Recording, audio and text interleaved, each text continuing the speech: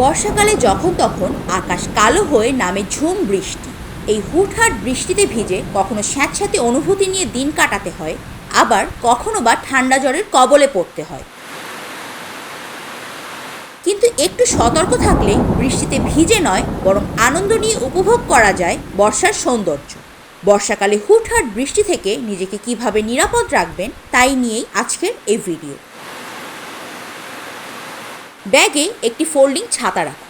সাধারণ ছাতা নয়, বরং একটি হালকা ফোল্ডিং ছাতা, যা সহজেই আপনার ব্যাগে বা অফিস ব্যাগে রাখা যায়। হঠাৎ বৃষ্টি শুরু হলে এই ছাতা আপনাকে রক্ষা করবে। ভেজা জামা কাপড় মানেই ঠান্ডা লাগা আর অসুস্থ হওয়ার ঝুঁকি, তাই হঠাৎ বৃষ্টি থেকে বাঁচতে হালকা রেইনকোট বা ওয়াটারপ্রুফ জ্যাকেট ব্যবহার করতে পারেন। এতে আপনি থাকবেন একদম শুকনো এবং ট্রেন্ডিও। ভেজা জুতো মানেই সারাদিন অস্বস্তি আর পা ফাটার ভয়, তাই বছরের এই সময়টায় ওয়াটারপ্রুফ স্যান্ডেল বা কেটস ব্যবহার করার চেষ্টা করুন। বর্ষাকালে ফোন হাতে রাখলেই বিপদ, কেননা যে কোনো সময় বৃষ্টিতে ভিজে যেতে পারে আপনার শখের ফোনটি। এই সমস্যা থেকে বাঁচতে একটি ছোট জিপলক ব্যাগ বা ওয়াটারপ্রুফ কেস ব্যবহার করতে পারেন।